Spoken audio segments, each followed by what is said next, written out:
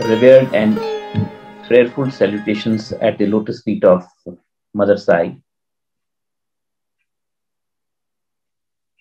Well, I don't think that introduction which sister gave is introduction of an individual, because Bhagwan once said that with Mother Sai, we are all zeros, but when her comes, we become heroes. So it's Mother Sai which has given us the identity, and therefore we are amongst all of us. This is the birthday week of Bhagwan. So we are so fortunate that all of us are now preparing for Bhagwan's birthday. I still recall vividly an incident when Bhagwan said, "Why you need to celebrate my birthday?" It's so very enchanting. He says, my birthday is something when you make a renewed beginning, because we are all the time one with Bhagwan. There is no doubt about it. That is how Bhagwan has decided to bless us all to be his contemporaries. Contemporaries of Avatar in itself is a very big bliss, very big fortune for all of us. But what is most important of each and everything is that having known Bhagwan, having been with him, having spoken to him, having listened to him, having, got his message in our lives, no wonder that Bhagwan once said that my life is my message, but a time will come when your life will be my message. This is what we need to ponder over. When will that time come? Are we still waiting and waiting for ages? When our life will be Bhagwan's message? I am most humbly, respectfully, and with due respect to everyone, place myself before Bhagwan and say, Bhagwan, if not now, when? You chose us, because I am sure for all of us there is a story, there is a mission. How we got connected to Bhagwan, how we came to be blessed by Bhagwan, how we came to be picked up by Bhagwan.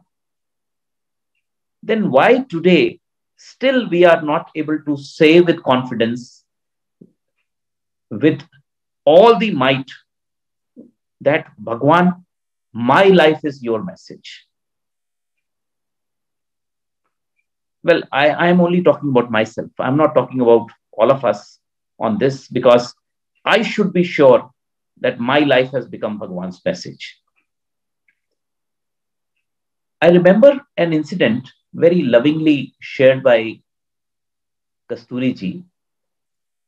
Once he accompanied Bhagwan to a small village where Bhagwan was to deliver his divine discourse. So on the stage, Kasturi-ji was seated with Bhagwan, and from there he looked. Thousands and thousands of people had gathered there for Bhagwan's discourse and darshans. Suddenly, Kasturi-ji had a lot of fear in his mind, apprehension in his mind, because he saw dark clouds hovering around. The clouds were so dark, and there was thunderstorm that it would rain heavily anytime, and it would rain so heavily that Kasturi-ji was fearing that probably the entire program where Bhagwan was going to deliver his divine discourse, that would be disrupted.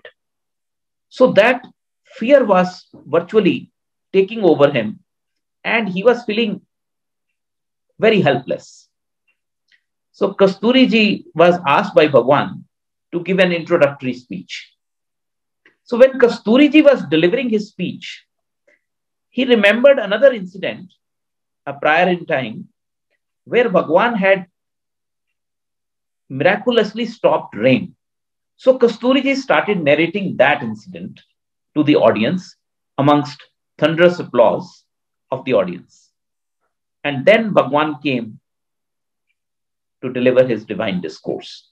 At that time, almost few drops of rain had fallen or had started falling.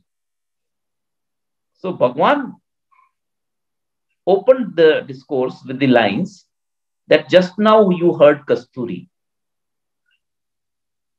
You know why he narrated the incident that on an earlier occasion I had stopped the rainfall?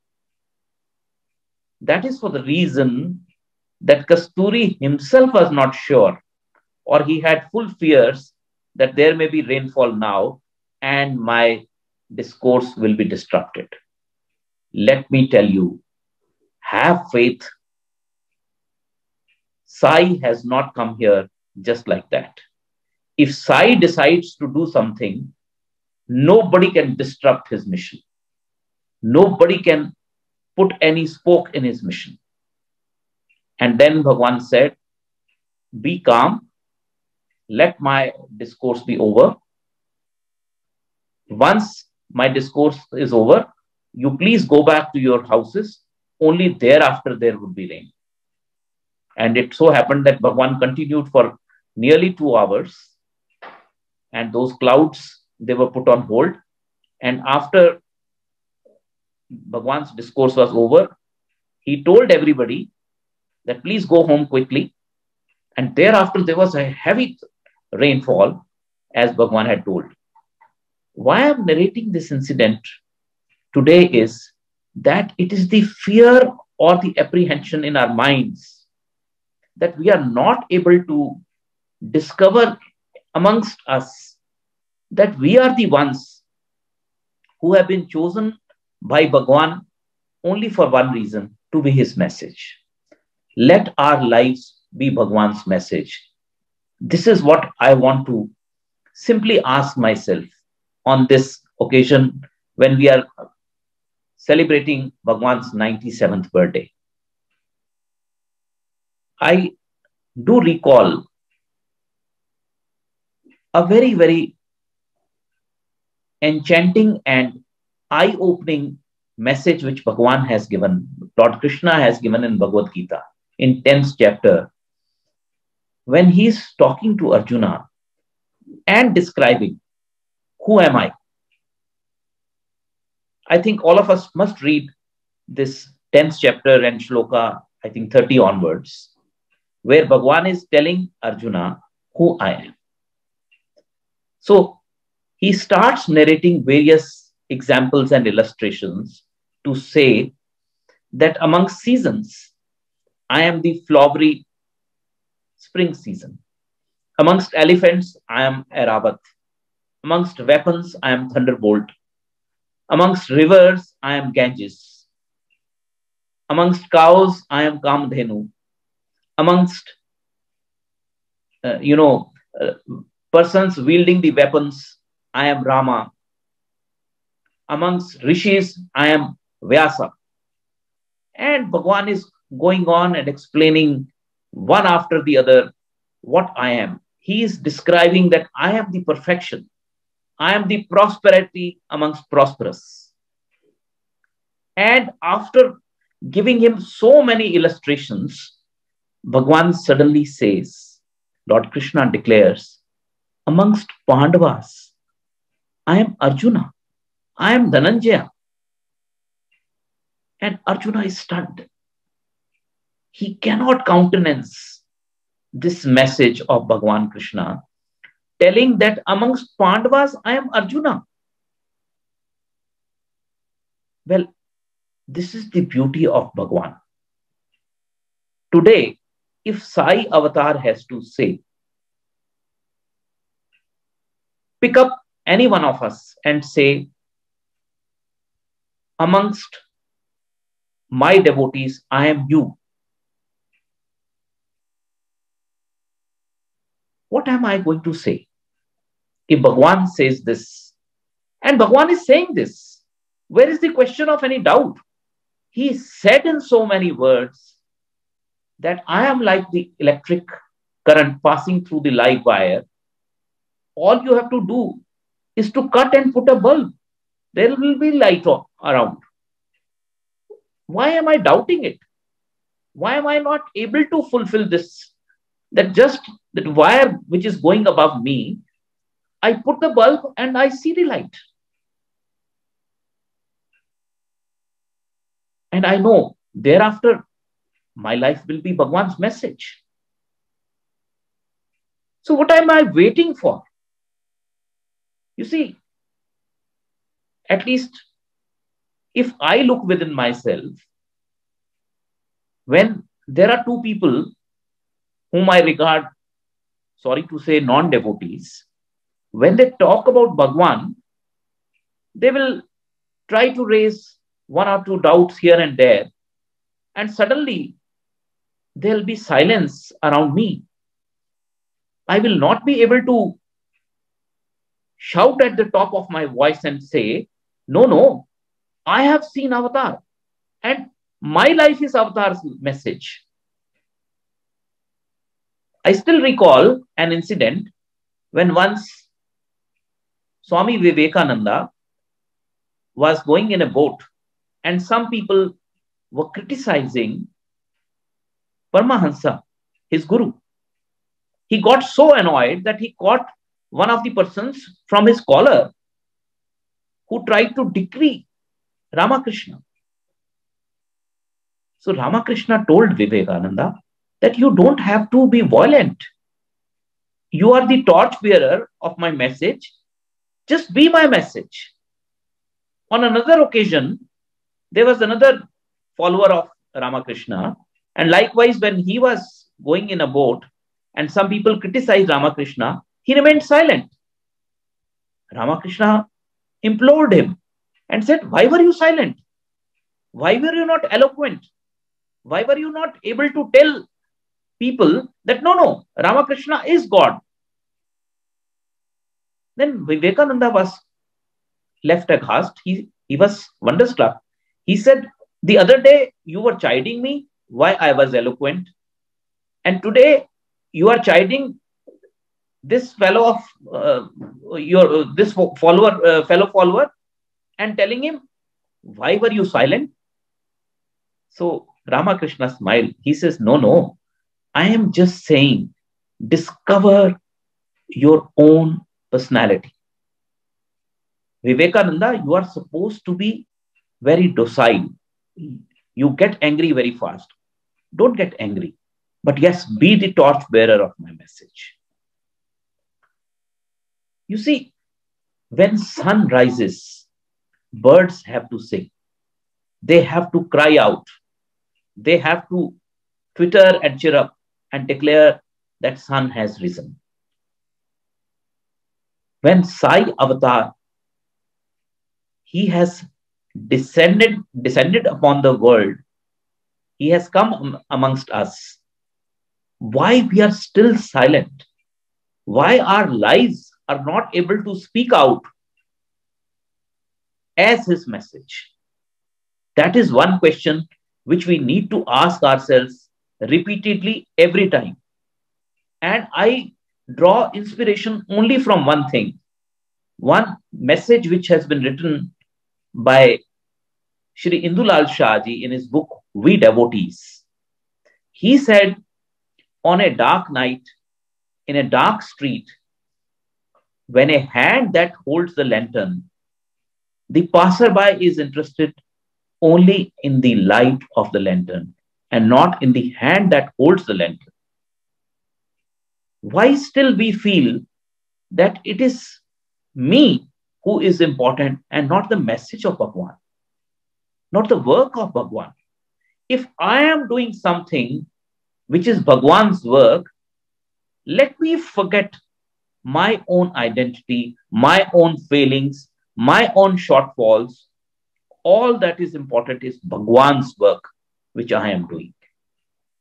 So therefore, we need to jump into Bhagwan's work, Bhagwan's mission to an extent that our lives get fully transformed into Bhagwan's message and nothing but Bhagwan's message. That is where I think I will be able to justify myself and call myself a Sai devotee and not otherwise. And what is Bhagwan's message, which is closest to my heart, is service to humanity.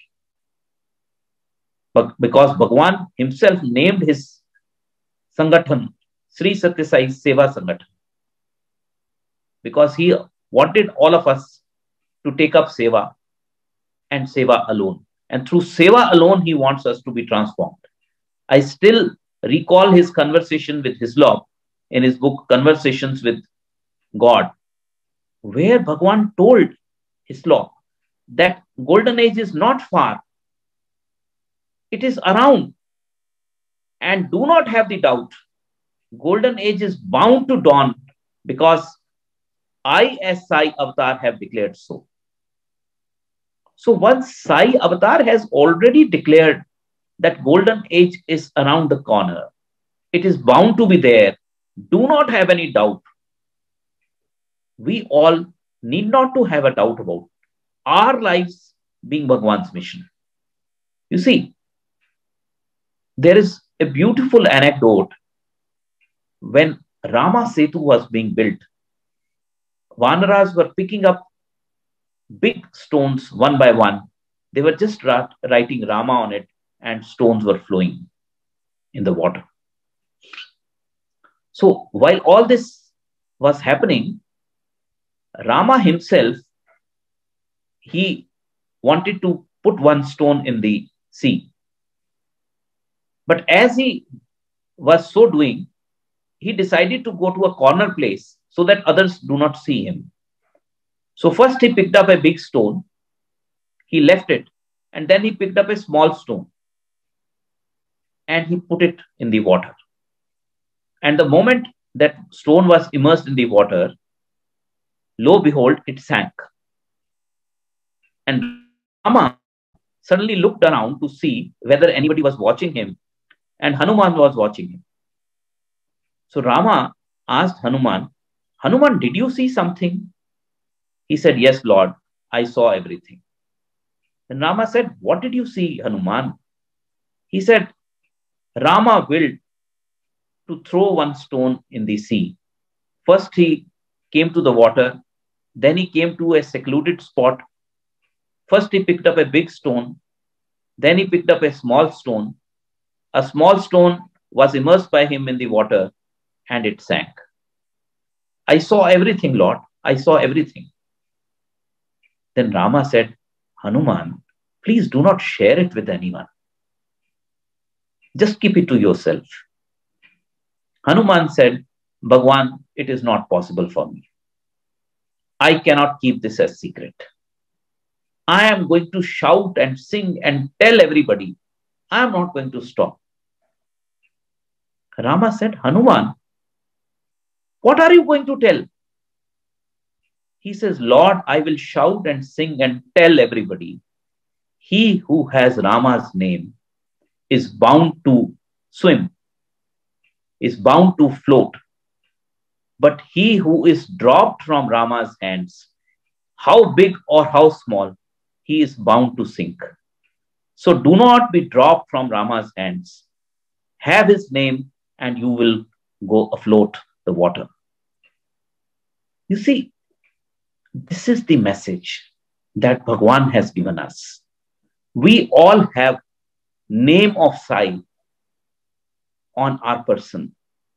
Our lives, our identities only are one word, Sai Ram.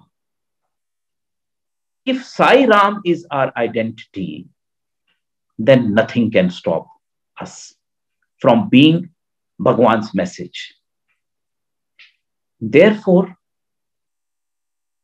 on this auspicious and solemn occasion of 97th birthday, let us discover what message of Bhagwan our lives could be.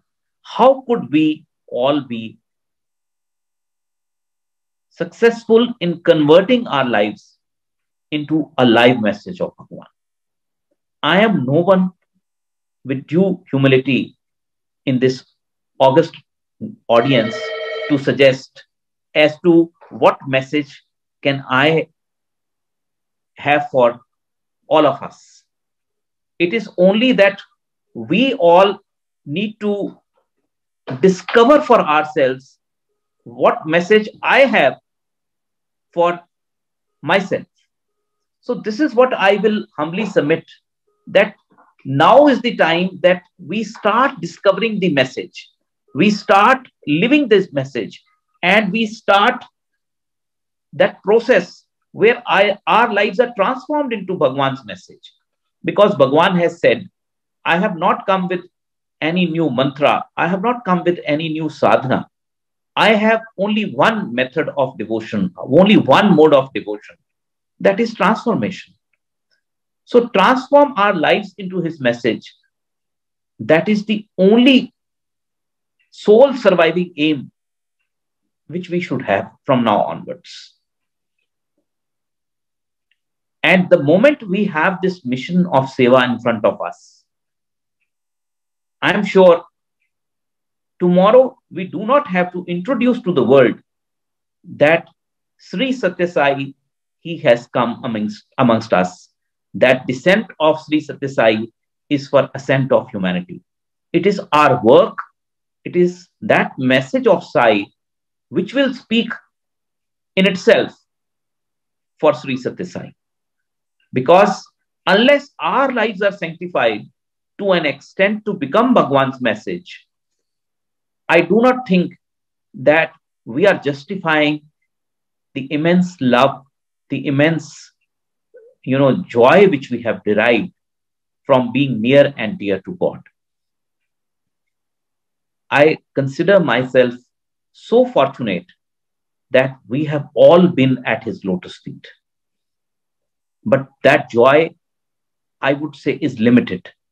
That joy is bound to be lost if it does not resonate in itself, resonate to an extent that my life itself is sanctified to Bhagwan's work, Bhagwan's mission, Bhagwan's message. I think that should be the aim, and that should be the idea that we should live now onwards and convert that into Bhagwan's message completely. How we do the seva, how we choose the seva work, we can see all around us. Bhagwan has created such glorious institutions, be it university, be it hospitals, be it waterworks, which are going to stand apart. They are going to stand like lighthouses for the humanity for ages, for so many centuries that follow from now onwards. So why can't we say that I am the one whom Bhagwan said in this world, in this age, in this Kali age, I am the one who has been chosen to be Bhagwan's messenger. That will be possible only when that mission of Seva, which we have chosen, that becomes the lighthouse of Bhagwan's message, Bhagwan's work, Bhagwan's Seva mission, which will be possible when we, with all earnest belief and self-confidence, are able to transform into reality to our full satisfaction that this is the work which Bhagwan has assigned me and which I should live to fulfill in this birth. Because this birth I have got only because Bhagwan chose me to take this birth at a time when he was here. He has been amongst us as avatar, and he blessed us that during this birth we were not only with him, but we were able to transform our lives to be his message. Then only our life will be complete. Then only our life will be sanctified. Then only the purpose of our life will be fulfilled, that we become Sai's message. Nothing less, nothing more. So I think today I do not have to ask myself any other question. I do not have to ask myself any other credential except that I am Sai's message. My life is Sai's message. So therefore, this is the thought which I think that today's conversation must reflect. It must, amongst all, be the talking point, be the point of adoption, be the point of, conversion our life fully from now onwards to the sole aim, sole idea of being Bhagwan's messenger. I think I won't mind sharing once again one beautiful incident, even at the cost of repetition, if it is so.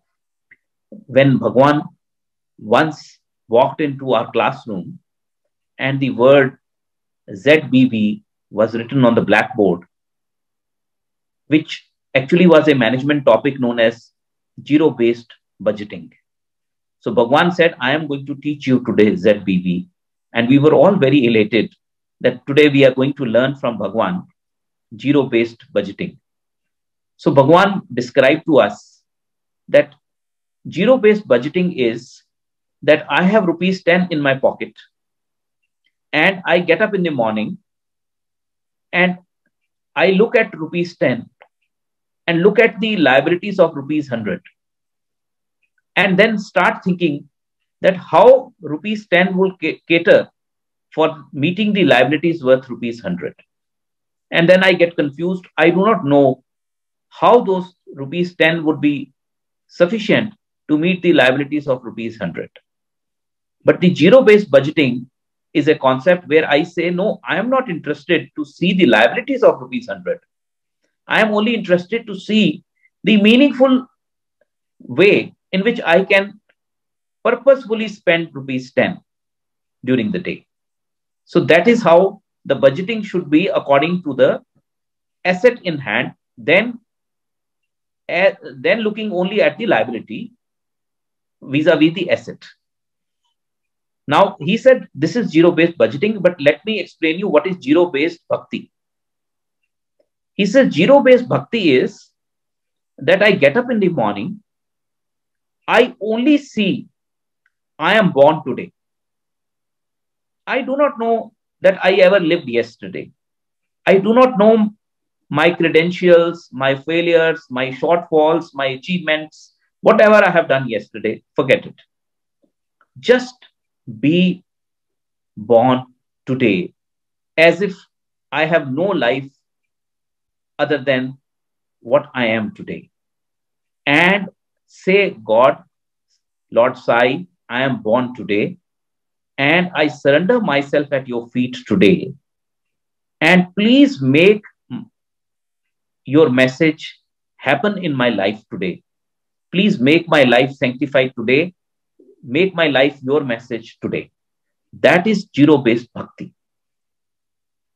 He says, I promise that when you surrender yourself in the morning and you say that, Bhagwan, I want to begin today. I want to start today. I want to do whatever I surrender at your feet and I allow you to take over. Then I make sure that you do only what I want you to do. Your life will be sanctified because you will live only in that day, that is today. If that is the assurance which Bhagwan has given us, that he is going to make us forget. He is going to grant us the pardon. He is going to grant us forgiveness for whatever we have done till yesterday, and allow us to make a beginning today, a fresh beginning today. Then where is the doubt? Where is the question that our life will not be sanctified on his mission, on his message?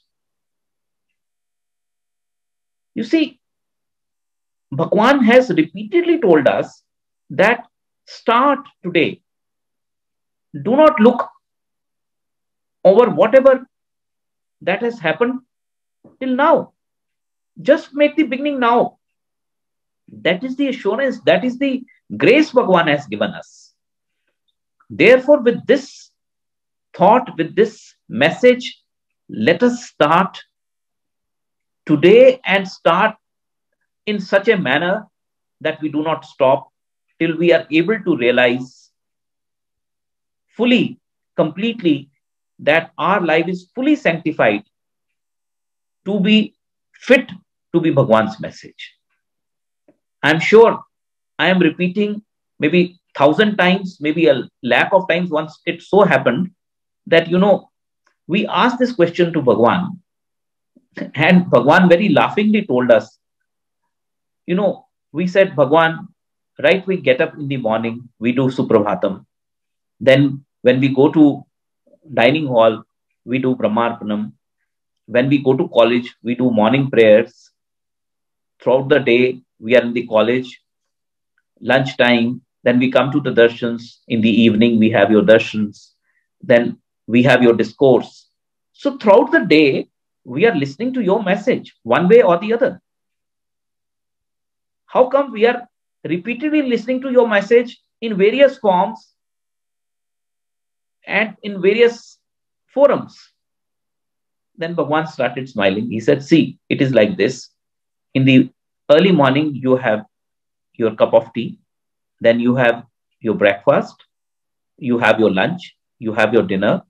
You have sweets. You have so many foods. Why don't you get bored up with the food? Throughout the day, you're eating food, but you never get bored up.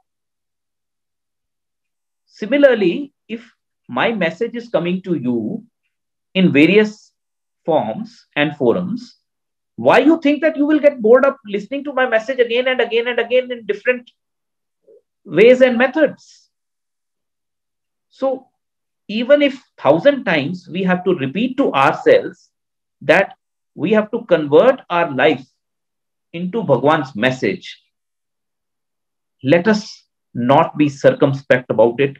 Let us not be conspicuous by it. Let us be awakened to the fact that till today, we do not have that confidence to say that our lives are Sai's message and Sai's message alone. And that message is that we choose a Sewa and we carry out that mission of Sewa till the last breath of our life, so that when finally that click comes where we are clicked to the ultimate, we have that satisfaction that we have come, we have lived, and we have gone with the sole thought that our lives were rolled into Bhagwan's message. I think if that is the way we are able to mold our lives, then we will have the complete satisfaction of calling ourselves Sai devotees. Otherwise, I think that's a very tall claim. That is a very loud claim that we say we are Sai devotees, but we do not carry out the message of Bhagwan. We do not convert our lives to be the message of Bhagwan. Yet we wear ourselves the mark of this vibhuti on our forehead. But as far as our lives are concerned, they remain the same. Right? Early morning till the night, we are busy in our daily chores, but without being conscious of the fact that having seen Bhagwan, having come to the feet of Bhagwan, having been sanctified to the Bhagwan's, bliss, to that glory where Bhagwan wants us to be there, still there is something missing. And that what is missing is that none of us can be Hanuman, none of us can be Vivekananda, none of us can be Mirabai. And we still say that it is Bhagwan who is supreme, who is there with us, but we don't identify ourselves to be his messengers. Please do not try to, I'm very reverentially, I'm saying, I do not want to make a tall claim. I want to make only one humble claim that I have fulfilled the purpose of my life the way Bhagwan wants me to be. That's all. I will never forget that incident. Perhaps I must have narrated that incident many a times earlier also. So what happened that, Brindavan, there were new admissions, and the students were waiting for Bhagwan to come. Bhagwan came out. He went to the first boy and asked him, "Who are you?" And the reply came, "Bhagwan, I am your child." He went to the second boy and said, "Who are you?" He said, "Bhagwan, I am your student." Third boy, he said, "Who are you?" And the boy said, "Bhagwan, I am a sinner." Fourth boy, fifth boy, 10th boy, like that, Bhagwan kept on asking each one of us. And by the time he came to the 10th boy, who had sufficient time to think as to what he has to answer, so when Bhagwan came and asked him, "Who are you?" he said, "Bhagwan, I am you. You and I are one. We are one and the same. There's no difference between me and you." And Bhagwan suddenly laughed, turned to the caretaker of Vrindavan, Shri Ram Brahmam ji, and said, "Ram Brahmam, today this boy will go out and give darshans. I'm not going out and giving darshans." And all of us had a hearty laugh with Bhagwan. There is an inner significance of this. This is what Bhagwan wants our lives to be. He wants our lives to be one with him. That is why he has come here. He has not come here to listen from us that, "Bhagwan, I am your child. I am trying to emulate you. I am your student. I am your child. I am your, whatever." He wants us to be him. He wants us to be his message. That is why he came here. So unless and until I am able to do it, I am able to achieve it and make it happen, I do not think I should be satisfied with myself. I can only be satisfied with myself when my life is completely transformed into Bhagwan's message. I do recall an incident. It happened in 90s. That's a beautiful eye-opener. And I'll tell you the standards which Bhagwan has set. There was an elderly person, a rustic person, who had come at Portico, and we were all wondering that so many guests were coming there. The so-called, pardon me by using this word, high gentry was coming there. And this old rustic man in some old dhoti and kurta, he was standing and Bhagwan was hugging him. Later on, Bhagwan narrated the entire story to us, and we were full of tears. This man was older than Bhagwan in age. So, remember the 50s and 60s of Prashanti Nilayam, when crowds were not so much. This man would come and stay with Bhagwan for months together. And he would all the time be with Bhagwan. And he would talk to Bhagwan in first person. Like tu. He would address Bhagwan in Telugu. Like in Hindi, we would say to a younger boy, "Tu kya kar raha hai?" Like that. So that was his, oneness with Bhagwan, closeness with Bhagwan, proximity with Bhagwan. So it so happened, his son had grown up, and he came to Bhagwan and said, probably in early 70s, "Bhagwan, my son wants admission in your college. So Bhagwan blessed him. He said, please ask him to write the exam. He wrote he prepared for the exam, and he came with his admit card to Bhagwan. Bhagwan blessed that admit card. So the day of writing the examination came. The boy got up in the morning, prayed to Bhagwan, went to the temple where he had securely kept the admit card. And to his horror, he discovered that the admit card was missing. He searched for the admit card everywhere, but he could not find it. And he frantically looked everywhere, wherever possible it could be, but he could not find the admit card. Unfortunately, the time of writing exam came and passed by, but he could not locate his admit card. And probably by the 12:30, when the exam was to be over, highly dejected, when he went back to the temple of Bhagwan, he found the admit card lying at that very place where he had kept it. So he was highly dejected. He went to his father and told him that your Bhagwan, he is a cheat. He took away, he stole my admit card because he did not want me to be admitted. He has kept his institution only for those elite people whom he wants to admit, but not for poor people like us. And he deliberately, took away my admit card and he's placed it back now. So I am not the one who's going to visit him anymore. And he was so frustrated that he left India, he went abroad and he got settled there. And this old man, he kept on crying. He was also so dejected that after this incident, he never ever came to Puttaparthi. Years rolled on, maybe decades rolled on. And after 2.5 decades, suddenly in 90s, this man got Bhagwan's dream, asking him to come to Puttaparthi. 3 continuous days, he kept on having Bhagwan's dream, asking him to come to Puttaparthi. And every time he said, no, Baba, I am not interested to come to Puttaparthi.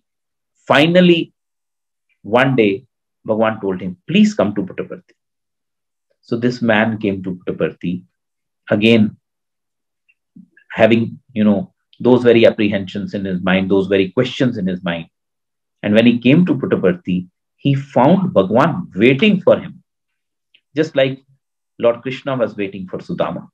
And Bhagwan welcomed him, Bhagwan hugged him, Bhagwan took him inside and was talking to him, lovingly, as if, Bhagwan had nobody else in his mind except this person. And this person was full of tears. He was wondering how he had lost so many years without Bhagwan. And then Bhagwan told him one thing. He said, today I have called you for a very important reason. He said, what is this, Bhagwan? He says, you say that you lost your son. You lost contact with him because of me. He said, yes, this is the fact. My son left me. He left this country. He has never contacted me during last more than 20 years. So Bhagwan says, see, your son has already landed here and he is also coming to Puttaparthi. And I am going to unite you with your son. And soon thereafter, Bhagwan called his son and his family from the darshan line. They were sitting in the darshans. Bhagwan called him and introduced them at the interview room. So Bhagwan told this gentleman that, see, he has come to Puttaparthi. Please bless him. And your family is now united once again. So then this man was, very, very wonderstruck. He said, Bhagwan, what is this Leela? Bhagwan said, see, this boy had a very different astrological yoga at that time. Had he remained in India for 4 more days, he would have instantaneously died. So the only way I could save him was to take him out, to send him abroad. Had I tried to tell you at that time, you would have never believed me, you would have never listened to me, you would have never obeyed me, and you would have permanently lost your son. So I made this happen, that your son would go away and he would leave this country, and only then he would be able to ward off that danger and would live on. And now that danger is over. So your son is back, and with your inspiration, with your blessings, and with my blessings, he has been a very active Sevadal member in this Samiti over there. And that is how he has been inspired to come back. And he never thought that he'll see you, but he has seen you. So everything is over, and now he's there. So at this hour, at this juncture, this old man, he uttered one sentence that is most important for all of us. He said, Bhagwan, those were old days when we would come to you, we would stay with you for days together, months together. We would sing with you, we would play with you, we would interact with you. But today the times have changed. Your ashram has changed, Prashanti Nilayam has changed. Today crowds have come, millions are coming to see you. So those times have changed. Bhagwan said, no, this is not true. If you see the mela outside, the one used that word. If you see the mela outside, the crowds who have come outside, they are just passing bypassers. They are passengers only. They are travelers only. They will come and go. With me, only those will stay who have chosen me as their life's companion. And let me tell you, they are not among thousands. They are only among few, very few, who have chosen me as life's companion. Rest all are passengers. Can we believe this? Can we comprehend this? Are we amongst that crowd who will wither away? Or we want to be amongst those chosen ones? And it is on us. It is not on Bhagwan. It is on us that we want to be his chosen ones. No doubt, if you look at Ramayana, Hanuman was one. Vanaras were amongst millions. If we look at Lord Krishna, Radha was one, Meera was one, rest all were among crowd. There may be thousands and thousands of gopikas. But please, with humility, once again I am saying, with reverence, once again I am saying, it is on me to discover myself. Let me discover myself, whether I am Bhagwan's messenger or message or not. If I elevate myself to that level, I am bound to be what is supposed to be Bhagwan's life's message for me. So the choice is entirely on the individual. So let me discover myself. Let me make my life so sanctified. Let me make this happen for me. If I make this happen for myself, if I choose the Sewa the way Hanuman chose it for himself, we all know that when Lord Rama came back and he was crowned as the king of Ayodhya, so everybody thought that they will assign Seva work to each one in such a way that Hanuman was left without any Seva. So everybody went with a list and presented to Lord Rama that Bhagwan, here is a list, and these works will be carried out by these many people. Bharata will do this, Lakshmana will do this, Shatrughan will do this, Mata Sita will do this. And Hanuman's name was missing in this list. So Lord Rama asked everybody that what is Hanuman going to do? Then everybody said Hanuman will choose a Seva for himself. And when Hanuman was called, he said, Bhagwan, there is one Seva which is missing. And that is, I have to, whenever there, और कुछ नहीं तो मैं चुटकी बजाया करूंगा जब आपको जम्भाई आएगी. So I am the one who is going to do this. He chose the Seva himself to be near and dear to God. So I have to choose that Seva to be near and dear to God. So on this birthday, this is the thought which I am sharing humbly and reverentially with all of us. Let us choose that Seva. Let us choose that message which becomes our life's message, Sai's message in our lives. And when we approach Bhagwan on 97th birthday, that thought process is very clear in our minds so that we do not allow this life to be wasted. Because Bhagwan said, time waste is life waste.